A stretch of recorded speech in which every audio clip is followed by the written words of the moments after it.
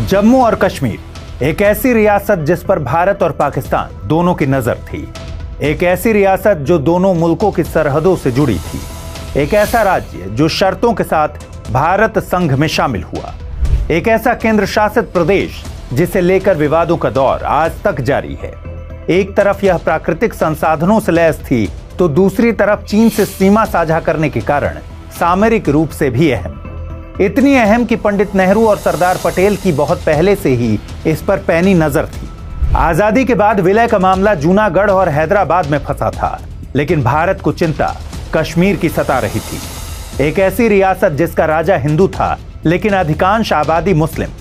राजा पाकिस्तान में जा नहीं सकता था और वो भारत आना नहीं चाहता था। राजा को अपनी गद्दी प्यारी थी लेकिन उसका आजाद रहना संभव नहीं था। हम जब भी अनुच्छेद 370 का जिक्र सुनते हैं तब हमारे ज़हन में कश्मीर की कहानी घूमने लगती है। जब भी हम कश्मीर के अधिग्रहण का जिक्र सुनते हैं तब हम उन कोशिशों को जानना चाहते हैं जिसके तहत कश्मीर का भारत में विलय हुआ था। इसलिए आज हम कश्मीर के भारत में विलय की पूरी कहानी को जानेंगे कि तमाम कोशिशों के बावजूद पाकिस्तान कश्मीर को हथियाने के अपने मंसूबे में कामयाब क्यों नहीं हो पाया। बताएंगे कि आजादी के बाद रियासतों को एकीकृत करने के लिए भारत को किन मशक्कतों से गुजरना पड़ा। आइए शुरू करते हैं।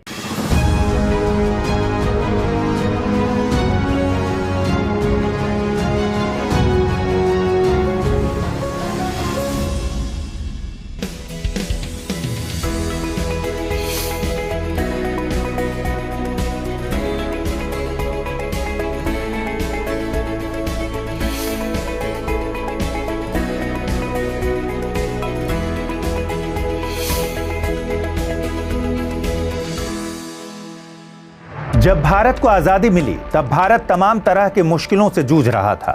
बंटवारे की त्रासदी से उपजी समस्याओं ने भारत को अंदर तक हिला दिया था। विभाजन के कारण देश में एक तरफ सांप्रदायिक दंगे भड़क रहे थे तो दूसरी तरफ पाकिस्तान से आए रिफ्यूजीज के लिए इंतजाम करना एक बड़ी चुनौती साबित हो रही थी। इन तमाम उलझनों के बीच देशी रियासतों और रजवाड़ों को एकीकृत करने की चुनौती पहाड़ जैसी साबित हो रही थी। ऐसा नहीं है कि आजादी के बाद ही तत्कालीन गृह मंत्री सरदार पटेल और प्रधानमंत्री पंडित नेहरू को रियासतों को एकजुट करने की फिक्र जगी हो, बल्कि आजादी के पहले से ही वे रियासतों को एक करने की कोशिशों में लगे थे। असल में रियासत ऐसे स्टेट थे जहां अंग्रेजों के अधीन राजा या नवाब का शासन होता था।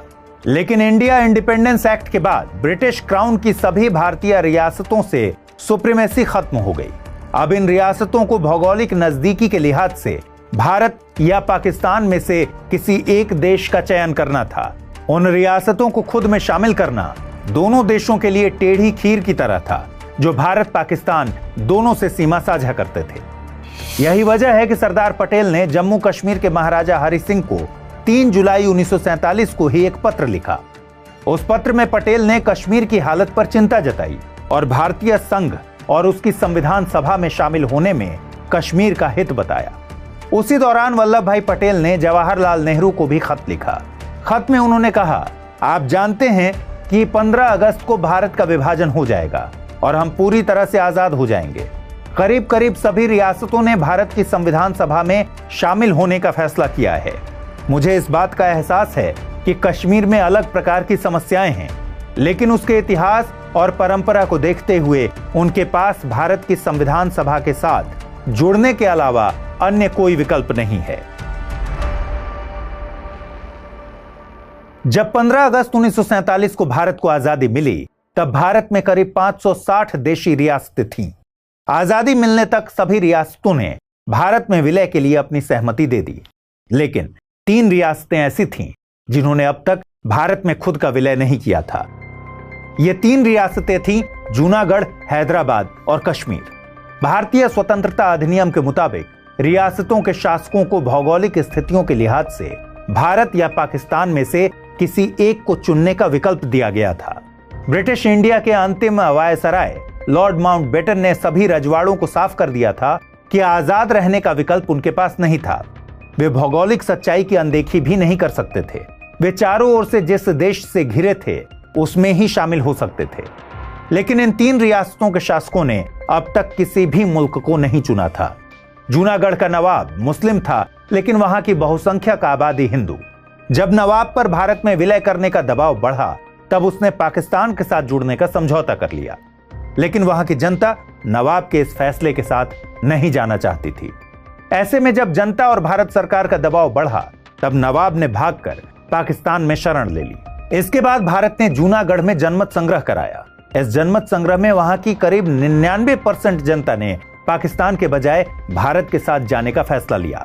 इस तरह नवंबर 9, 1947 को जूनागढ़ भारत का अहम हिस्सा बना। हैदराबाद के निजाम के साथ भी यही समस्या थी। निजाम मुस्लिम, लेकिन वहां की 84% के करीब आबादी हिंदू। लिहाजा निजाम भी पाकिस्तान के साथ जाना चाहते थे। काफी जद्दोजहद के बाद आखिरकार 13 सितंबर 1948 को हैदराबाद में सैन्य कार्रवाई की गई। ऑपरेशन पोलो के तहत भारत सरकार ने हैदराबाद पर चढ़ाई कर दी। 5 दिन में ही निजाम ने घुटने टेक दिए। आखिरकार 17 सितंबर को हैदराबाद का भारत में कामयाबी से विलय हो गया। जैसा कि मैंने पहले ही जिक्र किया कि रियासतों को अपनी नजदीकी देश में मिलने के लिए कहा गया था। अगर आप मैप देखेंगे तो हैदराबाद और जूनागढ़ के लिए पाकिस्तान के साथ जाना वैसे भी संभव नहीं था, क्योंकि ये दोनों रियासतें भारत के बीचों बीच थीं। ऐसे में अगर ये दोनों रियासतें पाकिस्तान से जुड़ भी जाती तो उनका भी वही हाल होता जो पूर्वी पाकिस्तान यानी मौजूदा बांग्लादेश का हुआ। अगर आप बांग्लादेश की आजादी की कहानी को अच्छी तरह से समझना चाहते हैं तो इतिहास गवाह है का इस पर पुराना एपिसोड देख सकते हैं। लिंक कमेंट बॉक्स में मिल जाएगा। काफी मशक्कत के बाद जूनागढ़ और हैदराबाद तो भारत में शामिल हो गए, लेकिन बात जम्मू कश्मीर को लेकर फंस गई। जम्मू कश्मीर उन चंद रियासतों में से एक था जो भारत और पाकिस्तान के बीच मौजूद था और असली फैसला वहीं लिया जाना था। दरअसल अंग्रेजों और सिखों के बीच 2 जंगें हुई थी, जिन्हें आंग्ल सिख युद्ध कहते हैं। प्रथम आंग्ल सिख युद्ध के बाद राजा गुलाब सिंह और अंग्रेजों के बीच 1846 में अमृतसर की संधि हुई थी। गुलाब सिंह ने अंग्रेजों से 75 लाख रुपए में कश्मीर घाटी और लद्दाख विजारत, जिसमें बाल्टिस्तान, कारगिल और लेह शामिल था, खरीद लिया था और उसे जम्मू में मिला लिया था। इसके साथ ही गुलाब सिंह जम्मू कश्मीर रियासत के पहले राजा बने थे। वे उत्तर भारत के क्षत्रिय वंशी थे और डोगरा राजवंश के संस्थापक थे। 1846 से 1947 तक डोगरा राजवंश ने ही जम्मू कश्मीर रियासत पर शासन किया। ब्रिटिश शासन के तहत 1846 से 1858 तक Jammu Kashmir British east India company के साथ सहायक गठबंधन में एक रियासत थी और बाद में 1947 तक ब्रिटिश क्राउन के अधीन आ गई थी। 1947 में भारत की आजादी के वक्त यहां महाराजा हरि सिंह का शासन था। हरि सिंह डोगरा राजवंश के चौथे शासक थे। वे गुलाब सिंह के वंशज थे। उन्होंने 1925 में यहाँ की गद्दी संभाली थी। इस रियासत की एक खासियत यह भी थी कि यहाँ की लगभग 3/4 आबादी मुसलमानों की थी, लेकिन इसके राजा हरि सिंह हिंदू थे। वहां के तत्कालीन लोकप्रिय नेता शेख अब्दुल्ला ने कश्मीर के भारत में विलय का समर्थन किया, लेकिन राजा हरि सिंह ने उनको गिरफ्तार कर जेल में डलवा दिया। ऐसा क्यों? ऐसा इसलिए क्योंकि असल में महाराजा हरि सिंह भारत और पाकिस्तान में से किसी एक के साथ जुड़ने को लेकर दुविधा में थे।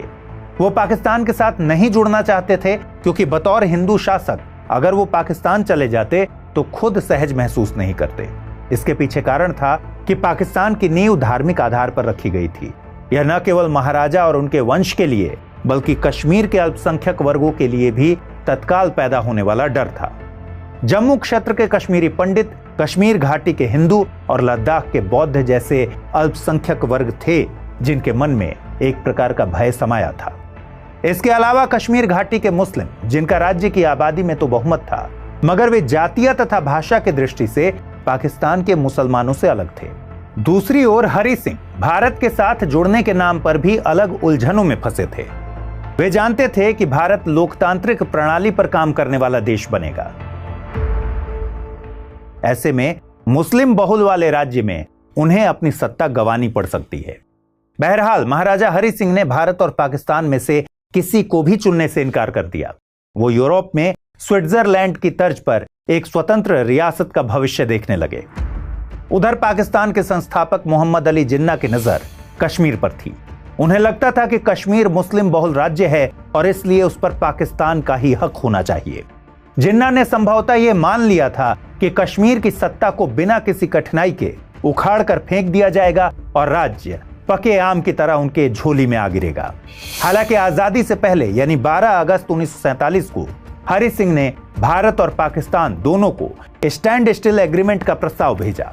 यह विलय पत्र नहीं था, इसका मतलब था ब्रिटिश साम्राज्य के साथ जारी स्थिति को बरकरार रखना, यानी कश्मीर की स्थिति जैसी है वैसे ही रहने देना। पाकिस्तान ने इस प्रस्ताव को स्वीकार कर लिया और 15 अगस्त 1947 को जम्मू कश्मीर को जवाब भेजा, लेकिन भारत ने इसे नामंजूर करते हुए राजा के प्रतिनिधि को चर्चा के लिए दिल्ली बुलाया। हालांकि इस बुलावे पर कोई प्रतिनिधि दिल्ली नहीं गया। इस बीच पाकिस्तान के गवर्नर जनरल मोहम्मद अली जिन्ना ने भी अपने निजी सचिव को श्रीनगर भेजा ताकि हरि सिंह को कश्मीर के पाकिस्तान में विलय के लिए मना सके। लेकिन कुछ दिन बाद यानी 24 अगस्त 1947 को पाकिस्तान ने महाराजा हरि सिंह को एक चेतावनी भरा खत लिखा।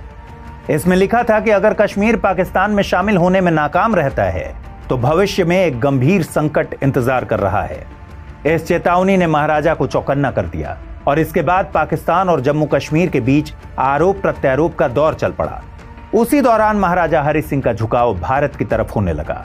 जेल में बंद शेख अब्दुल्ला को रिहा कर दिया गया। शेख अब्दुल्ला हमेशा मुस्लिम लीग और जिन्ना के विरोधी थे। उनकी रिहाई के बाद पंडित नेहरू से दोस्ती और गहरी होने लगी।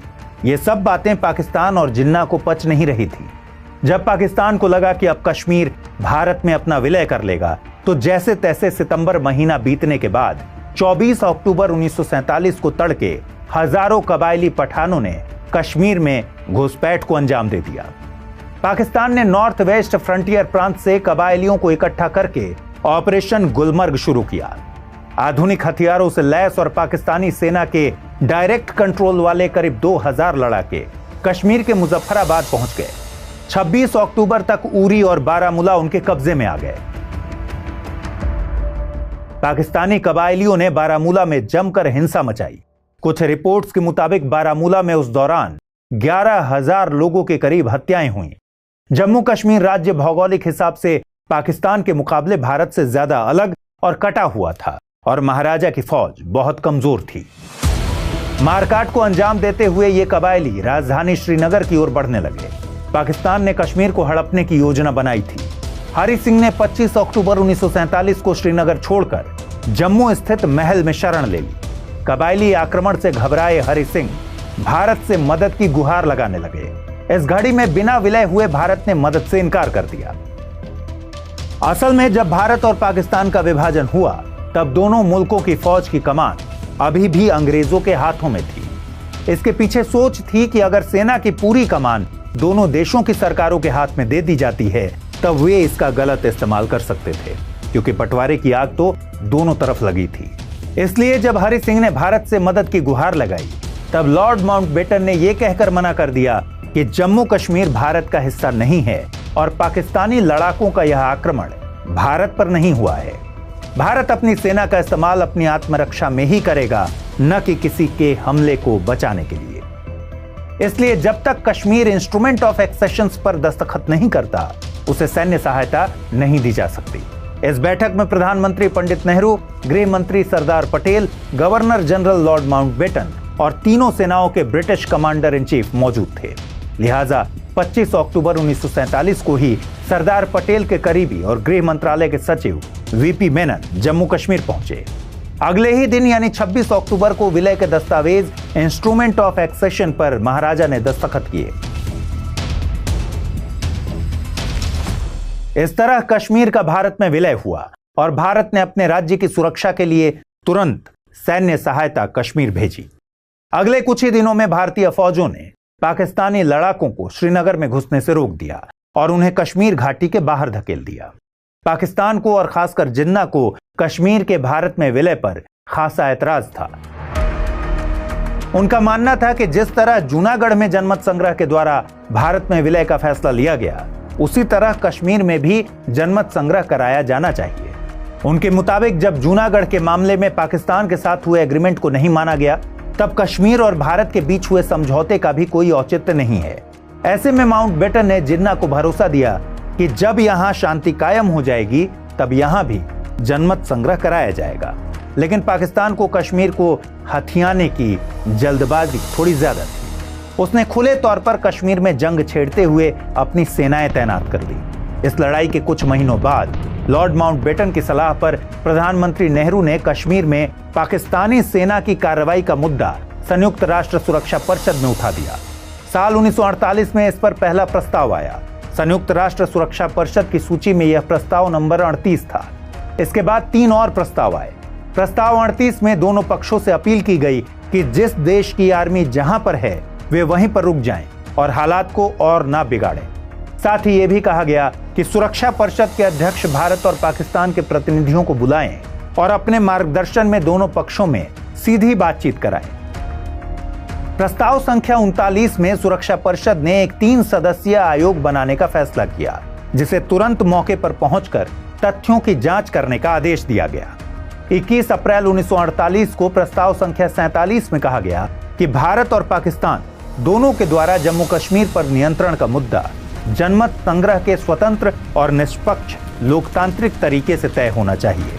इसके लिए एक शर्त तय की गई थी कि कश्मीर में लड़ने के लिए जो पाकिस्तानी कबायली लड़ाके आए थे वे वापस चले जाएं और भारतीय आर्मी भी पीछे चली जाए। आखिरकार संयुक्त राष्ट्र संघ की मध्यस्थता में 1 जनवरी 1949 को संघर्ष विराम हुआ और दोनों देशों के बीच कश्मीर में सीमा रेखा निर्धारित हुई, जिसे लाइन ऑफ कंट्रोल या LOC कहा गया। हालांकि संघर्ष विराम के बावजूद कश्मीर में दोनों देशों की सेनाएं अपनी मौजूदा स्थिति से पीछे नहीं हटी। यानी जम्मू कश्मीर और लद्दाख पर भारत का कब्जा रहा, जबकि गिलगित बाल्टिस्तान पर पाकिस्तान ने कब्जा बरकरार रखा, जिसे वो आजाद कश्मीर और भारत POK कहता है।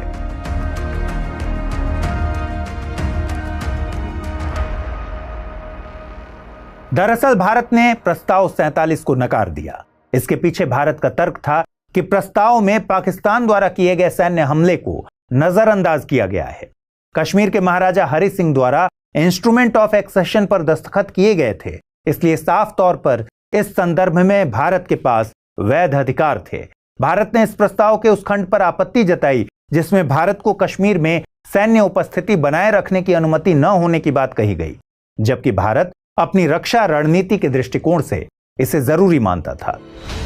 भारत का यह भी मानना था कि जनमत संग्रह के आधार पर सत्ता का निर्धारण राज्य की संप्रभुता को प्रभावित करेगा।